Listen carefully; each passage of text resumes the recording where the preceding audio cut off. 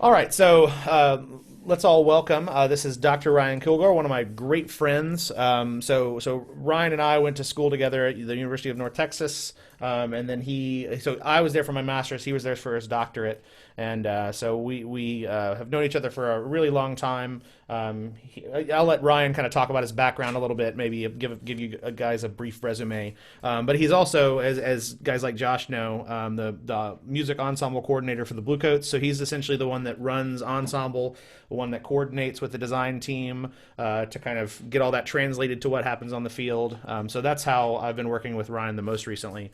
But he's a monster marimba player, great dude. So yeah, let me welcome Ryan Kilgore. Well, thank you so much, Matt. Really happy to get to join you guys and talk a little bit about marimba and specifically playing Bach.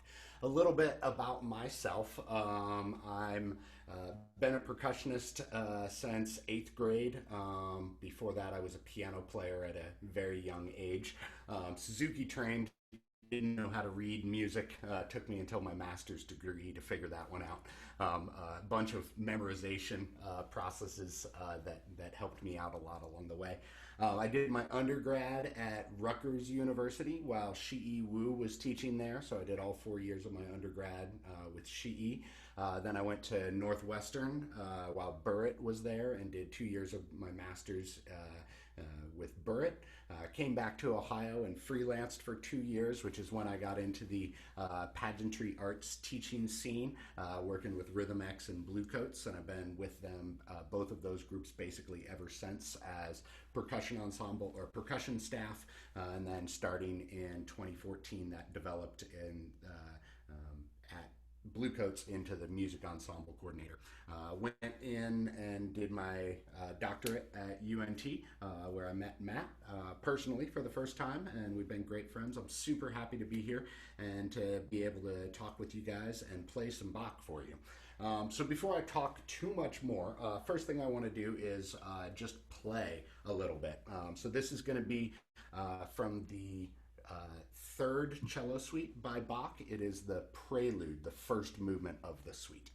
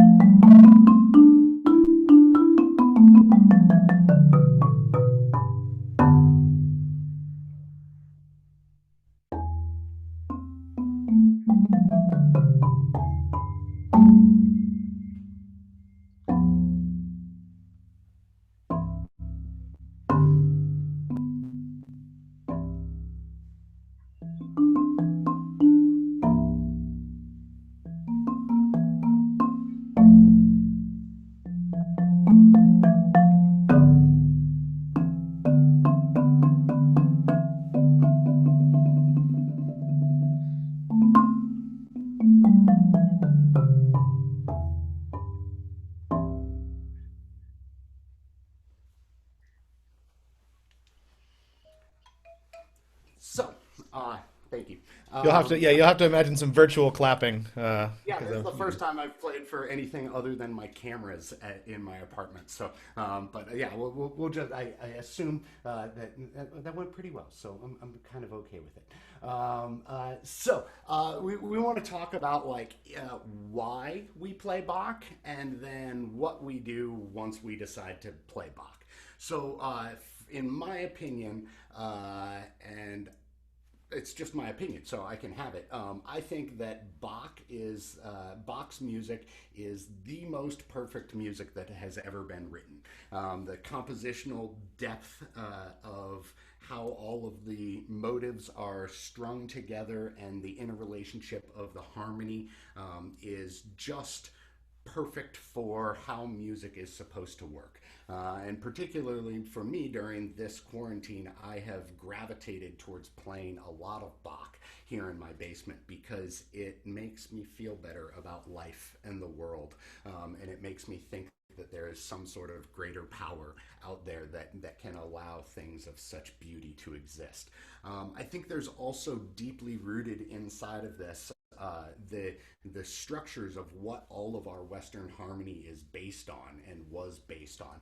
Bach is kind of a nexus point of all of musical development from the Renaissance up through the Baroque and hits this high art before we start to travel into the classical and romantic era. And it's a very nice codification of everything in history of music that came before it. So studying Bach really helps us understand where music came from. That's why I think we should play Bach, and I think everybody should be playing Bach regularly because it helps tune our ears and our musicianship to know and understand how music is supposed to work with harmony and melody and how it has varieties of how it can work, where you can push phrases. I'm going to share my screen with you real quick just so that we can talk through some ideas. When we're getting into dealing with Bach real quick. J.S. Bach, 1685 to 1750. Also a great date to have memorized in your head, just so that you always know when the Baroque period was. Because the Baroque period of music was Bach's entire life. That'll get you the beginning and the end. Will help you out on a history test or one or two along the way. And I also have to give credit where credit is due to the teachers that have helped me understand how Bach works and a lot of the compositional devices going on.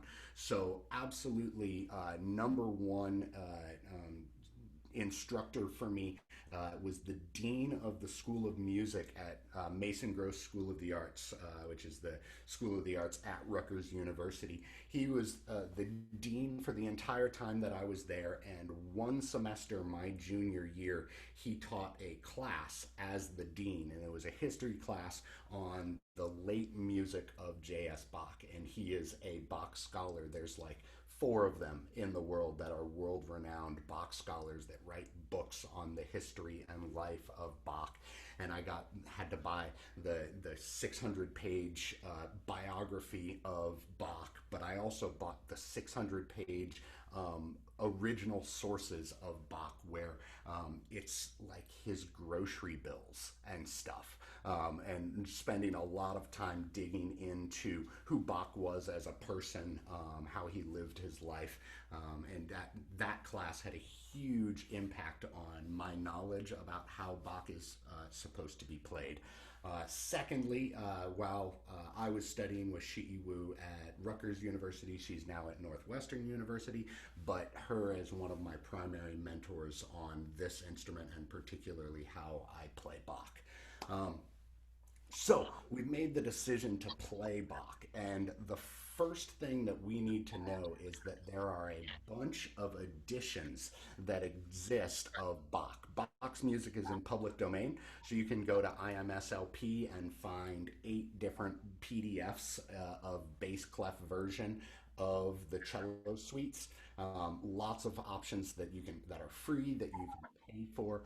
But when you're looking for an edition, the most important thing, wherever you find your edition, is for the word urtext, urtext, to be on that edition. And that urtext edition will basically allow you to know that the editors of the music haven't added anything to the music. So we've all probably seen our good friend, the Shermer editions of lots of music. And this music is great, it's cheap, it's easy to get a hold of. But with Bach's music, Bach basically wrote very few articulations, slurs, and almost zero dynamics. And if you get a copy from Shermer or an edited copy, you're going to get the performance suggestions written into the music that is presented as law and as if it's right. You're going to see dynamics and crescendos and decrescendos that don't exist in the original. So my favorite, even though it is public domain, I strongly recommend anybody that is planning to get serious into Bach to purchase Barenreiter copy of Bach's music, and it is all urtext. The cello suites are kind of interesting because there are no handwritten copies from Bach.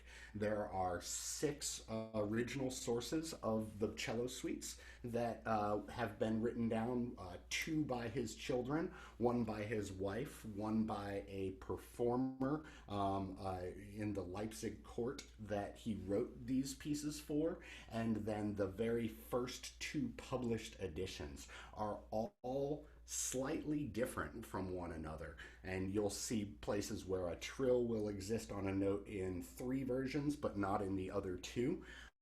The critical edition that I play off of actually is a neatly packaged consolidation of all of those pieces and all of the discrepancies between the pieces, and I get to make the decision on whether I want to play the one from Anna Magdalena's hand or from Johann Christian Bach's hand. And I like to be able to make those decisions musically on which one of those interpretations I want to play, because none of them are actually in Bach's hand. They're all in somebody else's handwriting. So we don't have an original source for all of these cello suites. So we want to get a good copy. Say we've gotten a Barenreiter copy, a good copy that is urtext and is original, free from extra markings of dynamics, articulations, and slurs. Then we want to make sure that we know what the traditions of this music is and make sure that we are listening attentively to the great cello players of our time. Luckily, there are great recordings available if you're a Spotify person or an Apple Music person or even a YouTube person at this point. We have 4 cellists that we want to check out for you. Our first one is Pablo Casals. Pablo Casals was the first cellist to record these, or a very, very early cellist to record these. These are excellent to listen to for understanding where these started as musical pieces, the first interpretations of them. So Pablo Casals, the grandfather of modernizing the cello suites. I actually really dislike his interpretation, and the recording quality is really, really old and not great to listen to. But it's important to know that that is part of the heritage of what where we're coming from. Then there are 3 cellists that I want to highlight to you for your listening pleasure with the cello suites. first is Yo-Yo Ma. Everybody knows the name Yo-Yo Ma. I want to point out a specific thing about Yo-Yo Ma's recordings. When you go on Spotify, there are 3 different editions, and he has recorded the cello suites in 1983, 1997, and just recently in 2018. So you can go and listen to Yo-Yo Ma when he was in his 20s playing these pieces, and Yo-Yo Ma when he was in his 40s playing these pieces, and now in his 60s playing these pieces, and figure and listen to the development of an artist playing the exact same music, and the variety of the young, exuberant 1983 Yo-Yo Ma is totally different than the interpretation of 2018, just a few years ago. So this is a fantastic resource, and he's kind of your best balance of classically trained Baroque interpretation with a touch of romanticism. Our other 2 cellists that we want to know about, or at least are my personal favorites, are Mislav Rostropovich.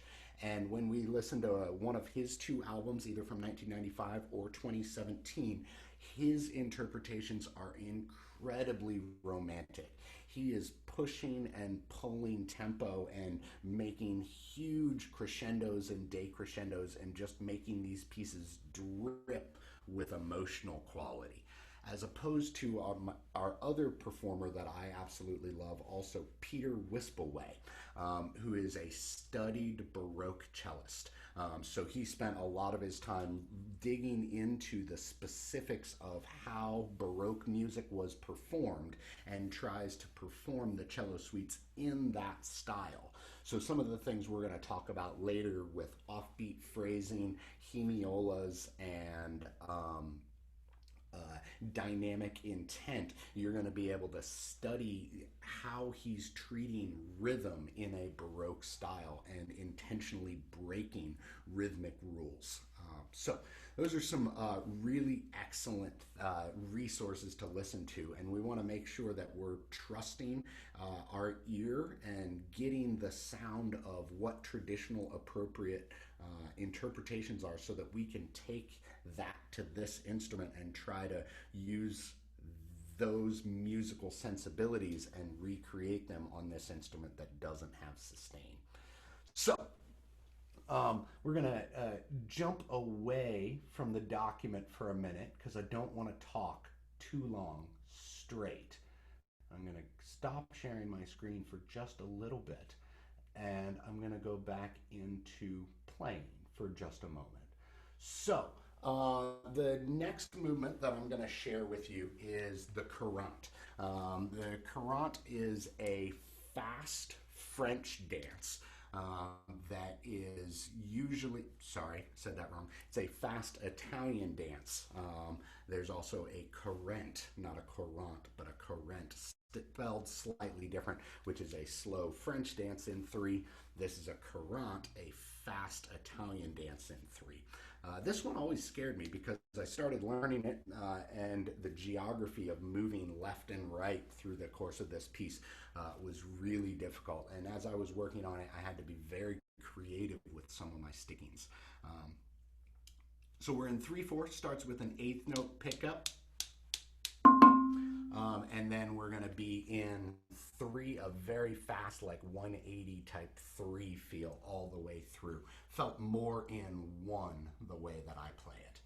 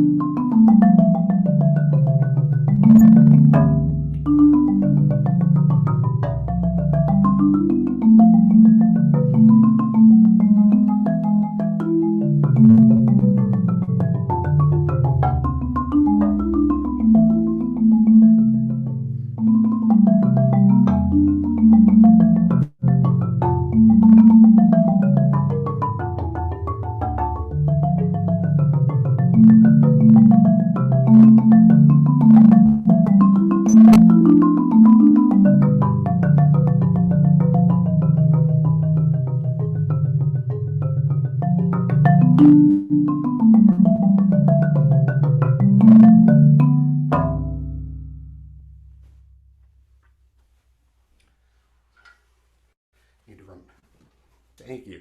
Need to remember to turn off my watch so that I don't get messages. Middle of playing. My students are asking for extra lessons right now. Go figure. It's about normal. Okay, so that was the Quran, and that leads us into the form the of a cello suite by Bach. So I'm going to go back into my screen share for just a second, and when we're dealing with the form of a cello suite, it's traditionally Bach's cello suites are 6 movements. You're always going to have a prelude first. And the prelude, the movement that I played first, is definitely more of an improvisatory type piece, meant to sort of display the performer and the musicianship. This was not a piece that was meant to be danced to. Unlike all the rest of the pieces. So when we're dealing with time and rhythm and musicality, it's got a lot more flexibility in what we're able to do with it musically as we're going along. Followed by an Allemande, which is a German dance in 4 with a non-repetitive emphasis of beat. So sometimes it's on 1 and 3, sometimes it's on 2 and 4. Mostly you get some sort of a double knocking upbeat that's going to be involved with all of our Allemands. Our Allemands are almost always our trickiest dances to learn because they don't have regular rhythmic groupings to grab onto. So the composition is harder to grab onto, understand how all of the bits and pieces are put together. The courant that I just played is the third movement in the suite, Italian for running, fast and in 3, usually a lot of fun to play. Sarabande will be our 4th movement, which is from Spain originally, and it is a very, very slow dance in 3 with an emphasis on beat 2. I'll be playing a sarabande next in just a little bit here, where you can focus on that slow idea of a slow piece emphasizing beat 2. Next, we get into our modern dances. And in the first 2 suites, they are minuets, which are moderately slow dances in 3. All of these modern dances are French. The Bourrée, which is for suites 3 and 4, which is a moderately fast dance with a half note pickup and in cut time, and then the Gavotte, which is suites 5 and 6, also a French dance, only a half note pickup on this one. In order of speed, the minuet is always the slowest of these dances. The Bourrée is the fastest. The Gavotte is somewhere in between. When I'm talking about modern dances, we're talking 18th century modern. So the minuet, the Bourrée, and the Gavotte were types of music and dances that were more of Mozart's time than of Bach's time. And there's a little bit of overlap there. But Bach was like trying to show that he could do the modern, newer styles of dance, as well as the old traditional Renaissance dances, which are the rest of the Allemande, Courant, Sarabande. And then the Gigue, the fastest of all, always the sixth movement, always in compound meter, and always moves the fastest. Usually a showpiece that is meant to show off the performer a little bit more. And the important thing to remember with all of the second through fifth movements is that they are all dances. So in any interpretation that we're playing, Allemande, Courant, Sarabande, any of the modern dances, or the Gigue, it's really important to remember that if you can't imagine dancing to it, then we've done something that is too much with the rhythm. So there has to be that basis of being able to conduct and feel time as we're going on all along. So another interesting, or just of note, when we're dealing with the form of each one of these dances. The prelude is always a through composed piece with no repeats. The four old dances, Allemande, Courant, Sarabande, and Gigue, are always in binary form. So you're going to have an A theme. In the Courant, the A theme.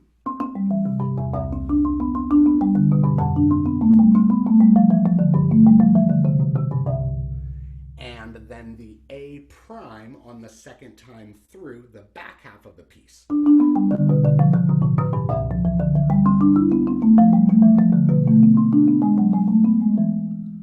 All right, so both based on that cascading down idea.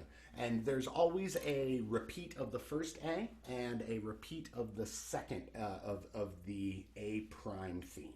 So when we're dealing with these guys, there are three standard ways that we can play our way through a cello suite concerning these repeats. And all three are totally acceptable as long as you understand why you're doing them. The first method is to take all repeats. So you repeat the first A and play A, then take the prime, A prime, A prime, and you're done. So you've taken all repeats and you've done the entirety of the suite or the entirety of the movement. I like to play that way because I think I usually have something interesting to say the second time through. And I like to play the second time through the repeat differently, rhythmically, musically, or dynamically than I did the first time through. So for attentive listeners, they'll be able to see that I'm taking the same music and turning different phrases with it. So that's why I take all of the repeats. However, it's also completely acceptable to chop off the second repeat because the second half, the A prime, is always at least 50% longer than the first half. So for the sake of time, you have the ability to just play the repeat on the first A, play the front half 2 times, and the back half 1 time. That's totally okay. Nothing wrong with that.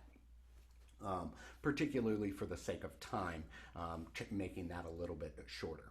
Then the other option is to take neither of the repeats. And this is also okay and was standard practice in the time of the performances of these cello suites. And the general thought for why we wouldn't take the repeats is if we have nothing different to say. So if you're going to play an exact carbon copy of the music that you just played one time through, why would you need to play it a second time through? So that's kind of a backwards way to look at how we can develop our expectations of playing Bach. At the first level, we're just trying to make it through each repeat one time with some good musical ideas. And then we can start to develop the ability to have secondary musical ideas or a turn of the phrase in the second time through, and then apply that on the front half or the back half independently. The modern dances have a slightly different form. They're in ternary form. So when you're playing the minuets and the bourrées and the gavottes, they're always in pairs. There's a minuet 1 and a minuet 2. The minuet 2 and the bourrée 2, the gavotte 2 is always in a different key than the original.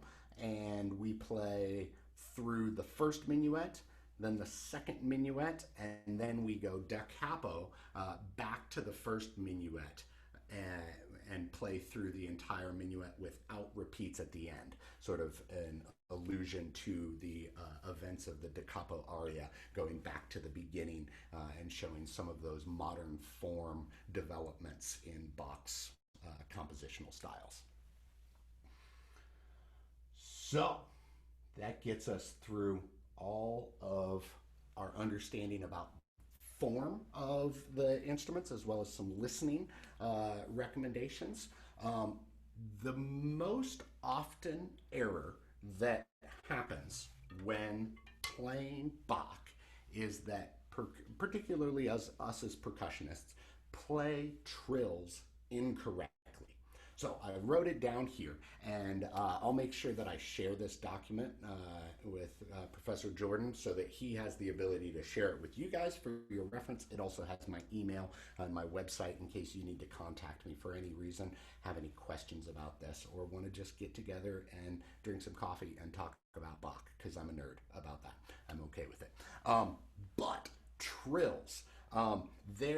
So Baroque music is translated means ornamented music, and dealing with the ornamented music, I have a packet that's like 15 pages deep of trill or ornament notations, a trill versus a turn versus a mordant versus all of these things. It's super deep and nerdy, and they have different symbols that all mean different things. However, most often we're going to get a trill, and a trill is not performed in Baroque music in the same way that it is performed in all other Western art music. So generally, you see a trill on music and you trill a half step away. Great, you start on the note that's written, and then you trill either a half step above or below based on your study of the score and your understanding, and that'll basically get you the right answer. That is a lie and will give you the wrong musical intention in Baroque music. So, the rule is, for every Baroque trill, start the trill on a diatonic note above the written pitch, and end the trill on the written pitch. So, say you're in the key of C major and you have a trill written on a G natural. The first note you will play on that beat is an A natural, because that's the diatonic above. You will trill on that, starting on the A and ending on the B. Or on the G. And that is how we treat all trills in Baroque music. So that's always between two notes, starting on the note that's not written, but the diatonic note above, and ending on the written pitch. Math will tell us that all of our trills then will have an even number of notes, whether that's 4, 6, 8, that wasn't 8, 8. There will always be an even number of notes. We can play these as a consistent rhythm, which is always our easiest answer. But you can also take a slow to fast method. There's a little bit of a bump on the beginning of a trill and a bump on the end of a trill, because every time there's a trill, we are actually playing a suspension into a resolution. So if you get deep into the theory, every time there's a trill, you back up and reverse engineer your harmonic analysis, and you will see that that trill is either a 2-1, a 4-3, or a 6-5 suspension that we need to emphasize the tension and resolution. A trill will almost never go from fast to slow, because that's not how they did it back then. And I had Dean Stauffer tell me that, so I believe him. So we don't do trills like that. A quick note on that. I'm going to share a different part of my screen on here. So we've got our prelude, checking out the music. And in our saraband here, I'm going to jump in on the second half right here. Bar, where's my easiest trill to find? Bar 9 right here. All right, so right here we got 1 and a 2.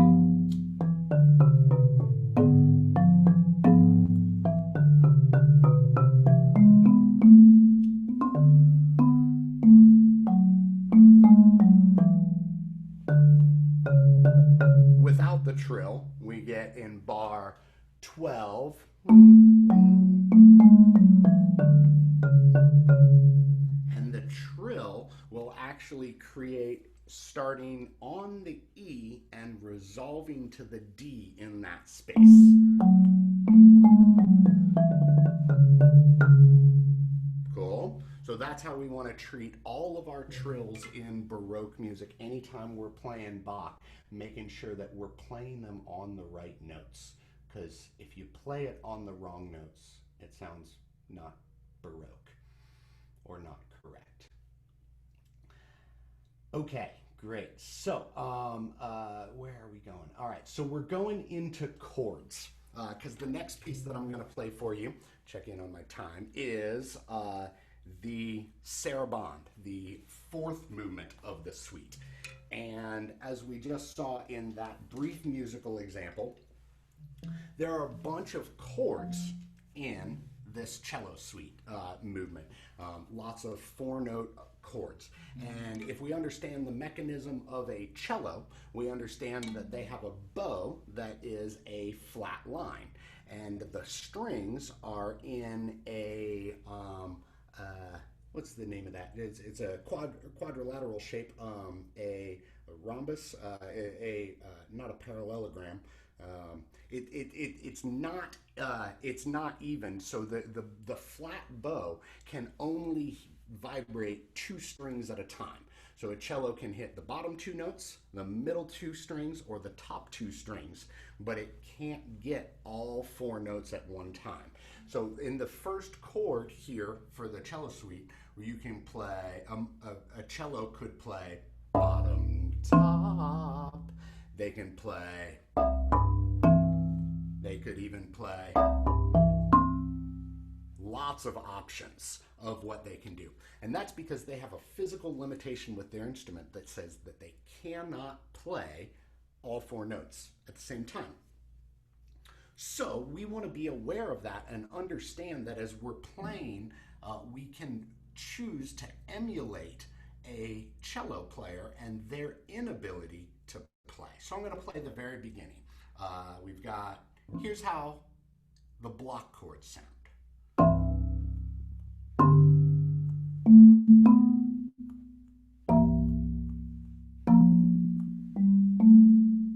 Okay, so we're a marimba. We have 4 sticks. We can hit all 4 notes at the same time. So Gordon Stout, in a masterclass that I remember vividly, said adamantly, you have 4 mallets. You should hit them all at the same time because you're not a cello, you're a marimba. Not a bad thought. But we can still choose to play it like a cello would.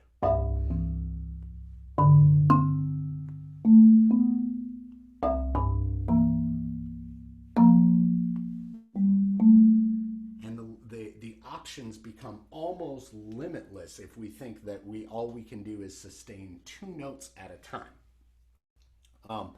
There's no right or wrong. However, this would be a choice that you would want to listen to lots of different cello interpretations to figure out what is standard and why you make the musical decision to play block chords or broken chords. They both can be right as long as you've made a decision, educated decision on why you want to do that. So I'm gonna play the Sarabans, and I play almost no broken chords. So you will be able to just listen to my interpretation. My favorite thing about this piece is messing around with the tuning of the bar. Not in that I'm tuning a bar, but knowing that this low G has a G 2 octaves above it and a 10th above that G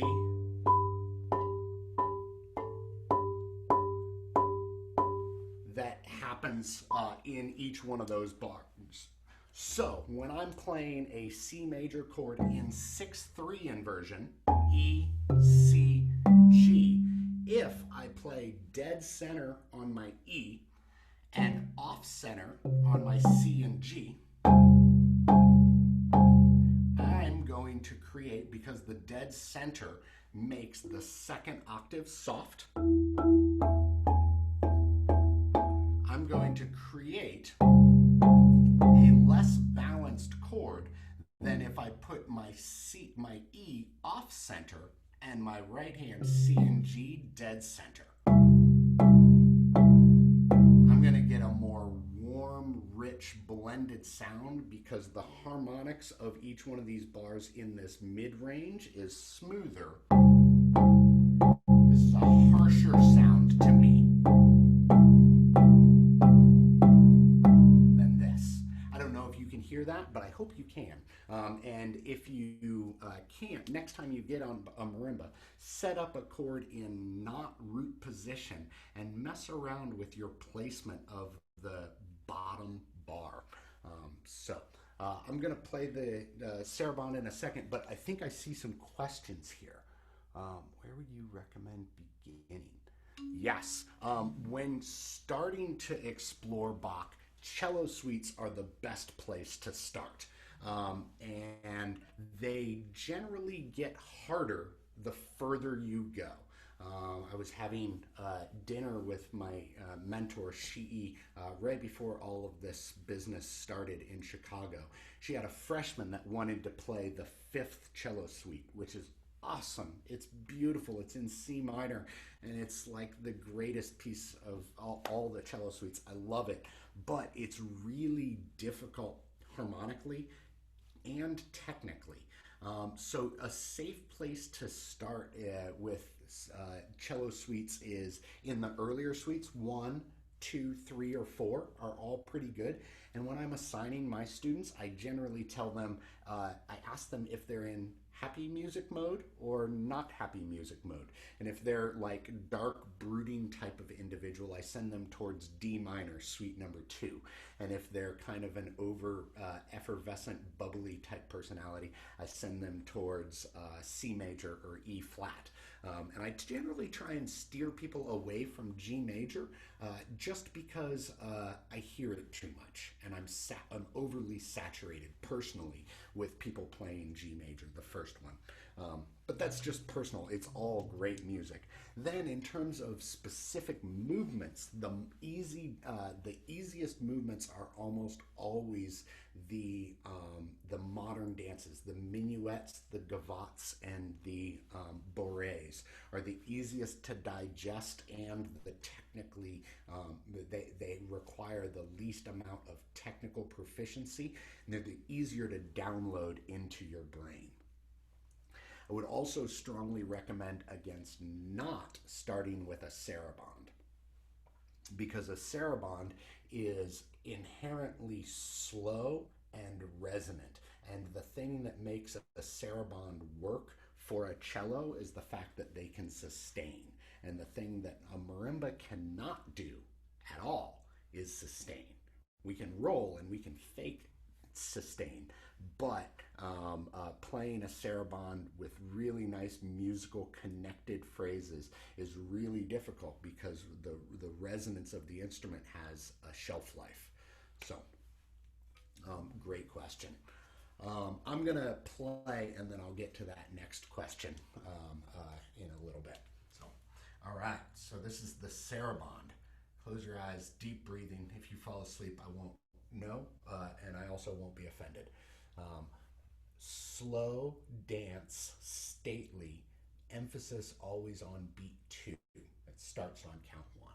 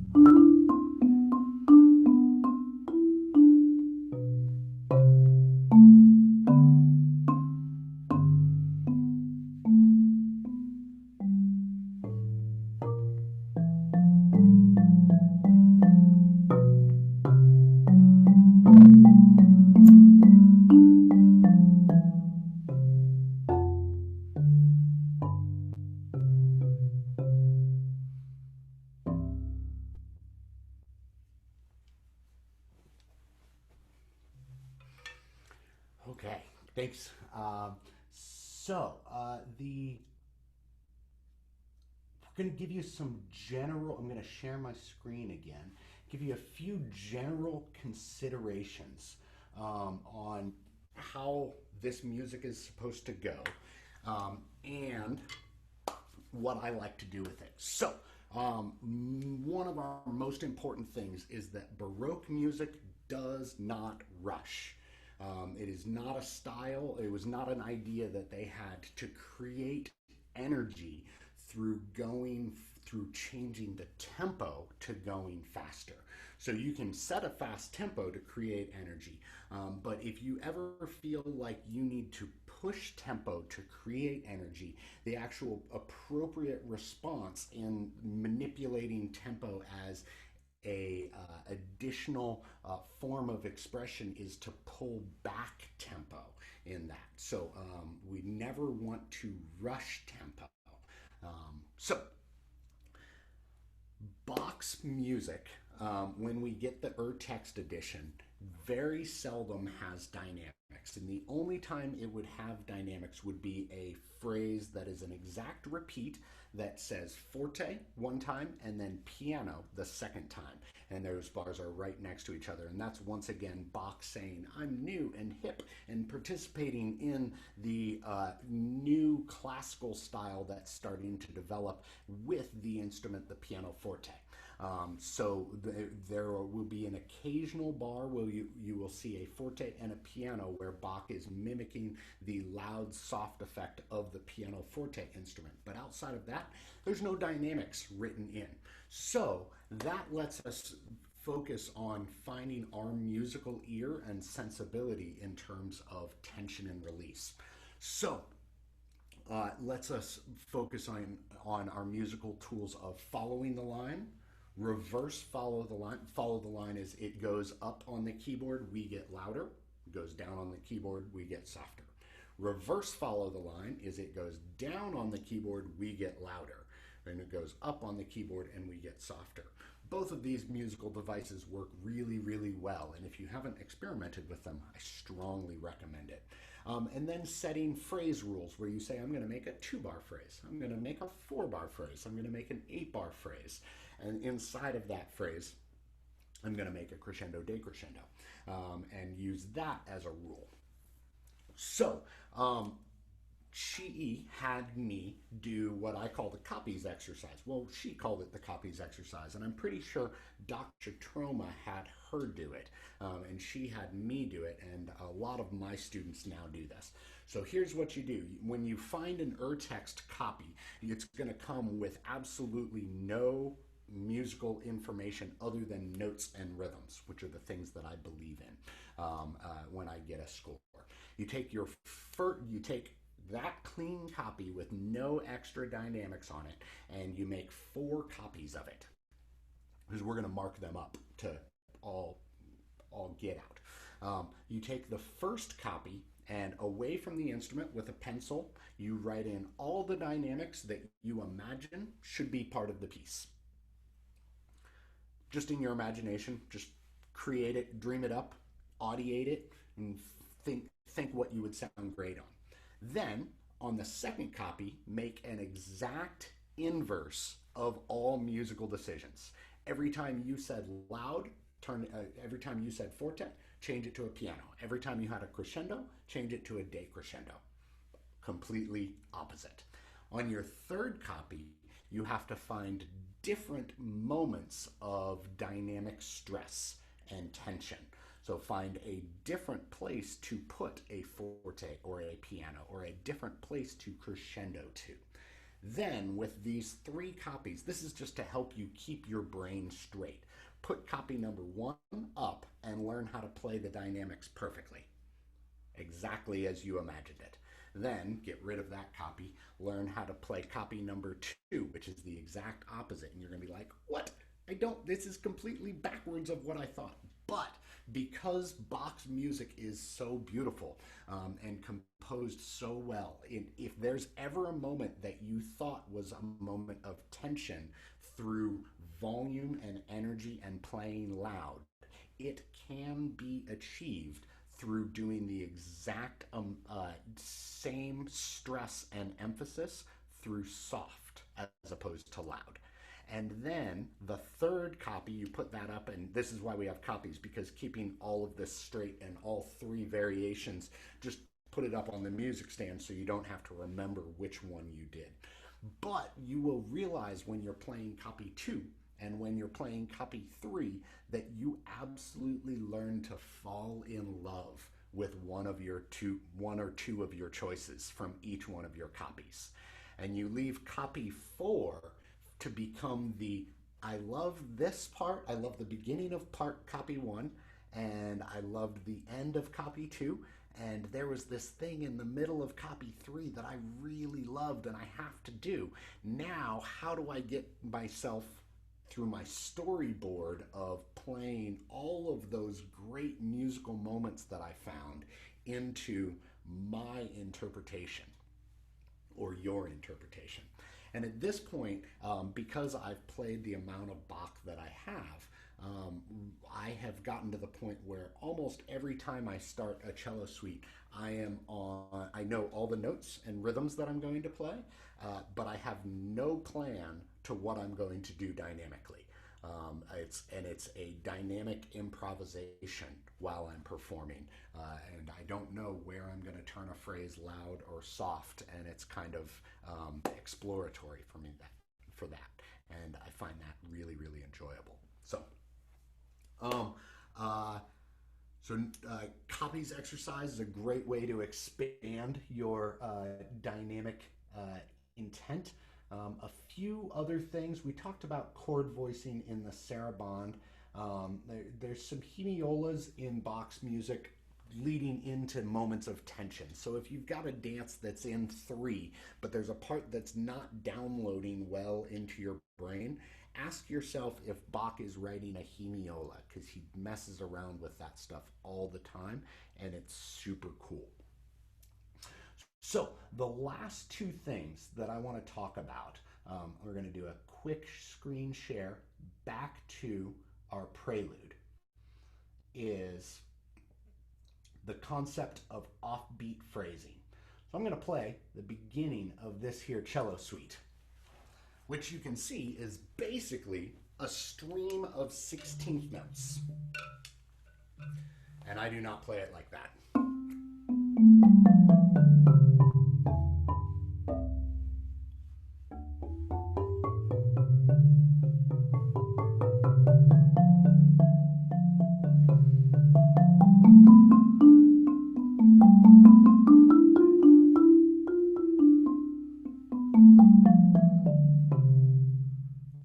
Those were all 16th notes as I was playing that. However, there's regularly this device where I'm going to lay into beat 1, not with dynamics, but with tempo.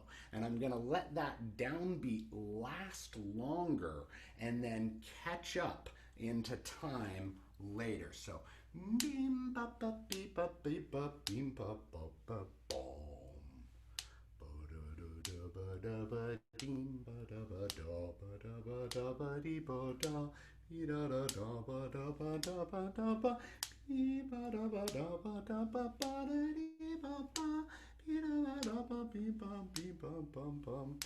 With basically a steady beat in the primary beat, not rushing, but inside of the beat there's stretching and pulling, and that first note can last longer and grab the rest of the 16th notes later. We call that offbeat phrasing. The other traditional Baroque rhythmic technique is the idea of double dotting a rhythm. So if we take the jig, which I'll actually play here in closing after hitting a question or 2. So our jig here, 3/8, nice and fast. First time through, when I'm playing this, I play it in a way that I'm not gonna make anybody mad. And I play good rhythms and good time. Ready?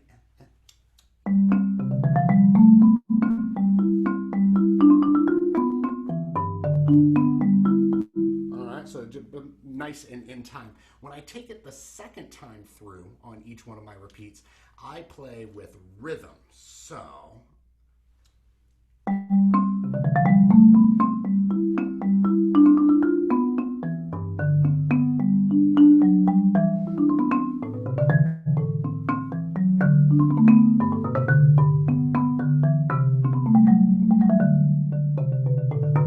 I'm pushing all of the notes after beat one later and later and later, and that was a little excessive for me. I was trying to prove a point. You'll hear that when I play it in context. So these two ideas of double dotting as well as the idea of offbeat phrasing are excellent rhythmic methods of adding musicality on top of your dynamic intent from your listening resources as well as your copies exercise. So I'm going to hit this last question. What is your thought process when playing legato passages, slurs on a marimba? And what are your thoughts on the Stevens approach to playing slurred passages in the style of a cellist? These are great questions. So I definitely think about articulation on this instrument a lot. And when I'm thinking about a slur, I'm going to my most foundational understanding of the definition of a slur, which is the absence of articulation. So when I'm dealing with trying to eliminate articulation, that means that the sound of, I cannot play one note without an articulation of its sound. There's no way that I can start that note into being without it starting with the impact, unless I have a bow. If I have a bow, I can start that E without a start, a front to the note. But if I'm hitting it with a stick, it has a start in my mind. But if I'm going to slur, that means I'm going to hide my articulation of the second note.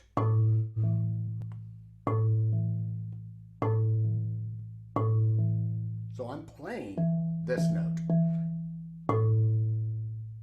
So that's just an A.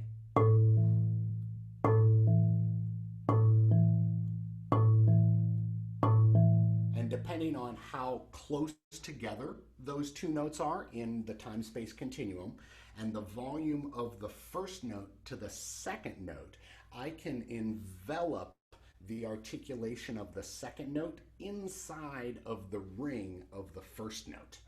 So when I'm trying to slur on marimba, I'm trying to get rid of the articulation of a second note.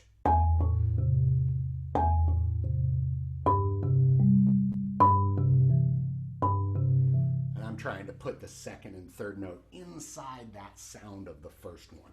So that's what I'm thinking about when I'm playing slurs in general. Sometimes composers will use a tenuto marking, sometimes composers will use an accent marking, sometimes they'll slur that note. There's lots of different variations that our percussion composers will take to that slur idea. In the style of a cellist, I think that I'm not a cello. I'm not a cello player. I don't play the cello. I play a beautiful instrument, and if I was to play any other instrument, it would be the cello, but I don't. And I think that the cello can do things that are absolutely amazing. However, for me, my thought is that I want to know how a cellist would play it and could play it, but I want to use this instrument in its best way and listen to the capabilities and possibilities that this instrument can create and create the best representation of what Bach's music is conceptually, assuming it wasn't written for the cellist. That's another kind of foundational idea that I got from my class from Dean Stauffer, is that Bach regularly rearranged and reused his music for different instruments. And you will find a cantata that he wrote that is an exact replica of a Brandenburg concerto movement. voices versus violin and chamber orchestra. So there's lots of places where he'll take a violin movement and write it again for lute. So he will regularly change the instrumentation but keep the notes exactly the same. So I think that's why I want to approach these. I want to know how a cellist would do it, but then I want to play it the way that I think it should be played on this instrument. So hope that answers your question. In closing, unless there's any more questions at the end of this that I'd be happy to answer, I'm going to play the final movement of the C major cello suite, the Jig, which is fast and fun. So wish me luck.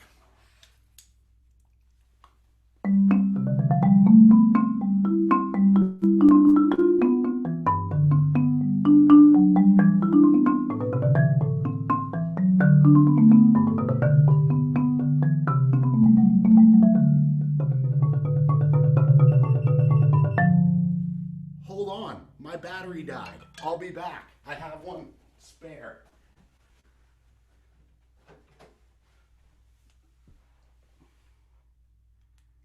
Pause. While he's getting set back up, this is a good time for maybe anybody else to post questions that we can ask. Oh, okay, it looks like we might be back. So I got the deadly 7 beeps from the GoPro, which means that it's dying. So, all right, we'll try this again. So here's the Jig from the C major cello suite.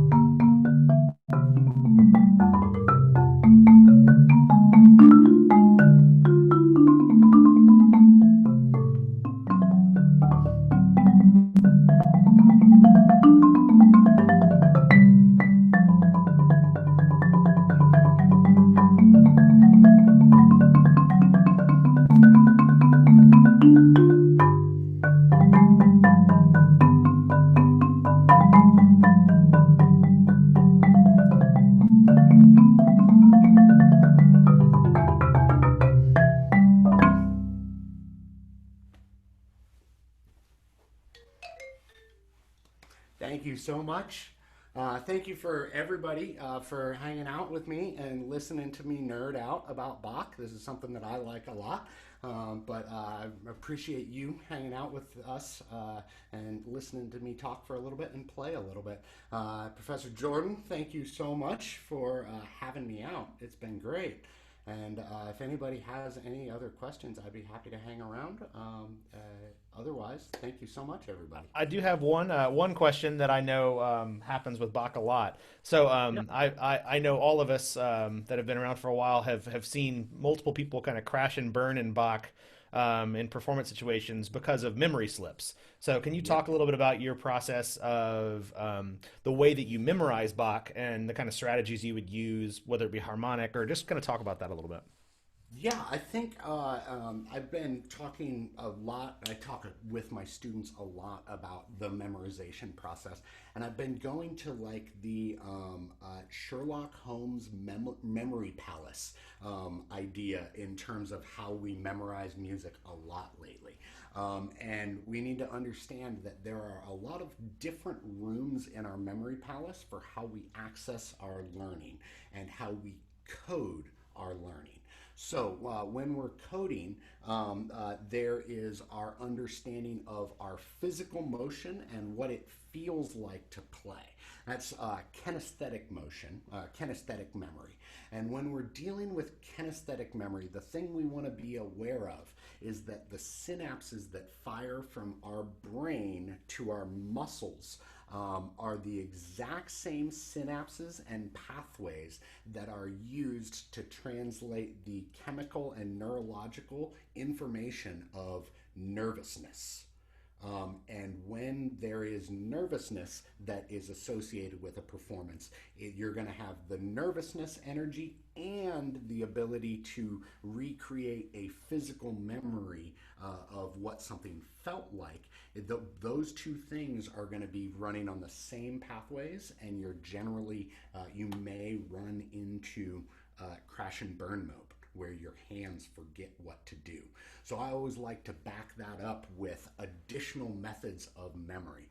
There is aural memory, knowing what it sounds like, and depending on how good your ear is right now, you can actually, while I'm playing the saraband, I'm actually thinking all of it in solfege.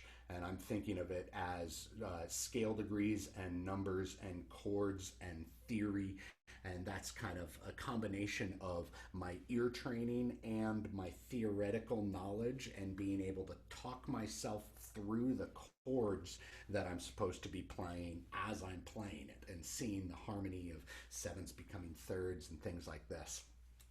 Um, that we've got our oral memory and our theoretical memory, which we have to practice. We've got our physical memory. Then we've got two different types of visual memory. We've got photographic memory, and I do not have photographic memory. However, if I close my eyes right now, if I look at Matt Jordan right now, and I close my eyes, hi Matt, and if I close my eyes, I can remember that he is in a room, and the door is over here, and he's got 4 acoustic blocks here, and he's got some kind of an AT20 microphone that's upside down, and a marimba over here, and I think his screen is to his left, because I've always seen him looking to his left. And those are all things that I did with my eyes closed. I forgot the book bag in the second acoustic panel, but like I can make that picture, and you can know that I've got like a storage room here and a door over here, and you can close your eyes and recreate that image. I practice doing that after staring at a sheet of music. And I stare at a sheet of music, and I know that when I'm playing the any part of music, I know what page I'm on and if I'm at the top, middle, or bottom of that page.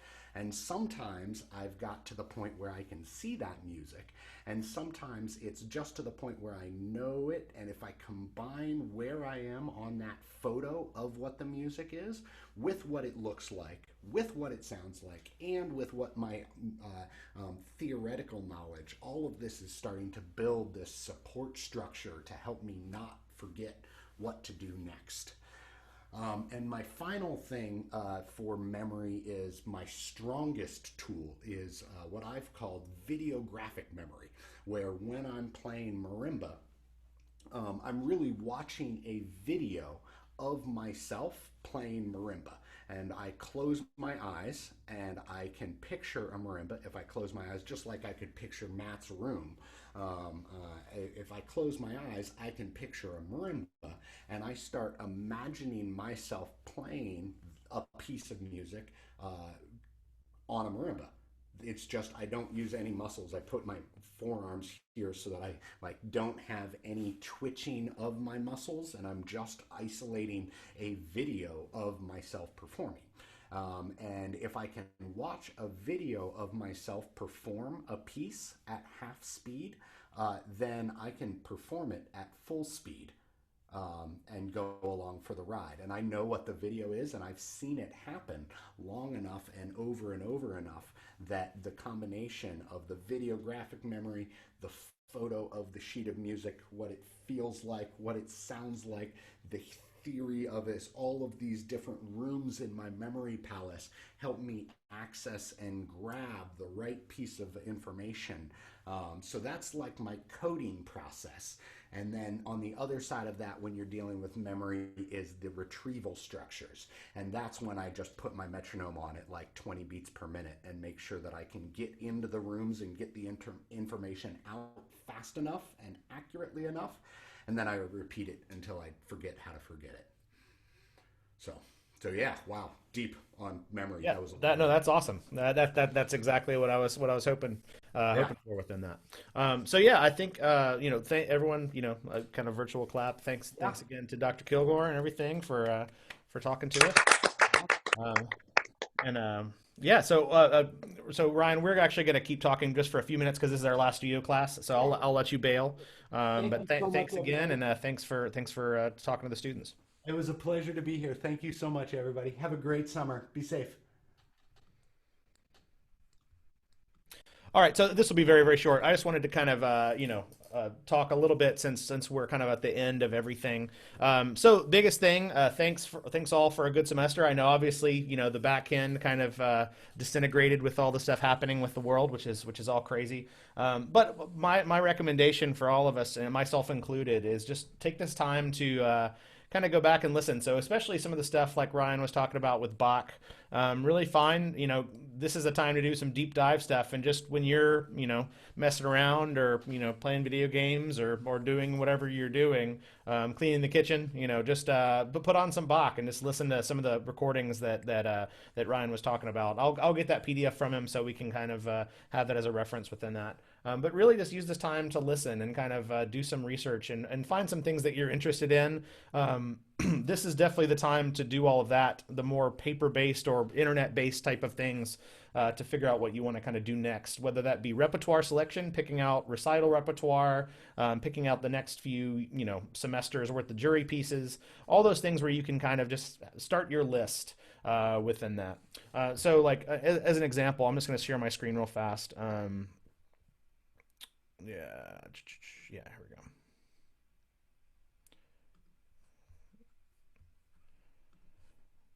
You guys can see that, right? Okay. Um, so if I go, I just want to kind of pull up and show you what I use to kind of do that. I think I might have done this once earlier, but this is a good time to kind of talk about this. So I use this program called Trello. Um, and so actually, and I'm going to talk you through one more thing that I'm about to send out to you guys as well. But I use this as just my kind of, brain board of the things that I like. So like I've already started kind of planning out some of the stuff for next semester with Percussion Ensemble 1, Percussion Ensemble 2. This is a very, very early list. These are not final by any means. But pieces to do, this is a huge list of things that I'm interested in us playing. Even for myself, active pieces that I'm kind of working on or thinking of within that. Kind of past repertoire we've played in the fall and spring so far this year, all those type of things, and just having that kind of a place where you can go and just put your thoughts. A lot of people call it like a brain dump, just going and just putting all your thoughts in one place. It just means you don't have to be remembering like, oh, what was that piece I wanted to play? This just really helps within that. So you'll kind of see in here, like even with this kind of stuff, I have some of the information. And one of the things, the reason that I kind of asked for you guys in Percussion Ensemble to make those lists, that wasn't just for fun. I'm really going to go through all those. And if it's stuff that I haven't heard of, this is pretty much the information that I tend to gather when I'm kind of doing research on pieces as well. well. So you can see at the top, how many players is involved, all those kind of things. So I'm going to use it to kind of go through, and if there's stuff that we can do next semester, great. If it's stuff we do in the future, that's even better too. So yeah, that's kind of the things we're thinking of within that on there. And then so one of the things I wanted to show you is I've been working on this kind of a resource board for you guys. And so this is something, again, this is still very, very early within this. I'm still kind of working on it. But so something where we can see things like important dates for the semester, percussion ensemble schedule, our curriculum kind of all in one place, documents on how to practice, documents on snare drum technique, so the PAS rudiment sheet, kind of jazz vibe, mallet technique info, timpani interval chart stuff, you name it, technology resources, excerpt resources, arranging resources, solo repertoire lists, advising stuff. So where you guys kind of have a one-stop shop on being able to find all these pieces of information within that. So once I have this kind of more updated here in a few weeks, I'll send that out to you, and you guys can kind of start digging through it and kind of finding things within that. So there's two other things I know. So number one, Mr. G had to bail because he has a meeting he had to be in next. But he wanted me to remind you guys, send in your videos. I've gotten them from a few people. There's still a few people left though. So if you have not sent in a video, please do that. That will be part of your grade and everything, since that's the only thing we've really done on this back half of the semester within that. A lot of my timpani and orchestral students have sent along those documents. Thank you for that. Percussion ensemble, I've seen a lot of those. But so one of the things I wanted to mention is once this kind of lockdown stops, where we can actually be a little bit more flexible, there's two things. Number one, we're pretty much able to get into Mason at this point. I mean, it's really done. I think they're still finishing up trim work, but really we're allowed to be in there at this point. So once things get open, if those of you who are in town or close want to come help kind of get stuff moved and kind of organized and all of that, it'll give us all a fun summer project to work on within that, and kind of allow us to get things where we can just start, hit the ground running in the fall within that. The second thing is I'm kind of working with Dr. McCutcheon and all that once we are not on lockdown, we'll be able to kind of rent out or check out instruments for the summer. So if any of you have space for a marimba, we can, kind of allow some of those 4 1/3s and things like that to go home. If you guys, you'll have to sign a form essentially giving you liability on them. But that'll allow you guys to take a marimba home over the summer. I know since we've had these last 4 or 5 weeks without instruments, it'll be really nice for some of you to have them over the summer. Work on sight reading, work on solos, work on all those technique, all that kind of stuff within that. I think that's all I have. Anybody have any last minute questions or anything? Since this is our last studio class, I know obviously you were available through email, and I've been kind of buried in email because everyone's been emailing me all their assignments for class percussion and percussion ensemble and symphony and orchestral lessons all at once. So if you have an email out to me and I haven't answered, I'm working on that today. But any other questions within that? Okay, let me see. Do you see us being able to somewhat regularly access instruments once we get off lockdown? Yes, I mean I would absolutely say that would be the case, because really once we're off of lockdown, I mean some of the people, especially like Kim in the music office, I mean they work year round, and so once those kind of things are open and we're able to kind of transition at least some things into Mason, we should be able to have that where it's accessible on a regular basis once we're off of the stay-at-home order within that. Because that should be the goal, especially for the people who are in the area, being able to have access to instruments is a huge priority. So as soon as we're allowed to do that, we'll be making that happen for you guys. Any other last minute questions? All right, cool. So, and obviously this is, the end of my kind of first year here, but since the announcement came out, I will be continuing on and everything like that. So excited to be here, excited to work with all you, and, excited to be back in a normal situation next fall, as long as the coronavirus, subsides, which it looks like it will, at least for a period of time. Even if things are a little different, still seems like we'll be able to kind of regain some sense of normalcy in the fall. Fingers crossed within that. So yeah, so if you have any questions, feel free to email me, text me, Facebook message me, anything. But if not, good luck with all of your finals next week. And yeah, and the one other thing, and this is totally up to you guys. I can put a poll in the Facebook group. There's really, since all of us are pretty open over the summer now, with no drum corps and no things like that. I'm happy to do a few kind of studio classes throughout the summer just to keep us engaged and interested. If you guys want to, again, that's really totally up to you. But with I'm going to be looking for stuff to do too. So if it gives me an excuse to be productive on some things, I'm happy to do it as well. So I'll pull a poll up in the Facebook group later. I'm not in a rush, but if we do have some time, we'll do that. Oh yeah, so Riley mentioned the studio on audio and technical things. I'm happy to do that. I'm happy to do a whole damn workshop, like 3 hour just kind of master class on audio and kind of production and things like that, which I think would be helpful. Almost like a little seminar type of thing. So if you guys are interested in that, we'll go from there. All right, so I think that's it. Have a great summer before we talk again, and we'll go from there.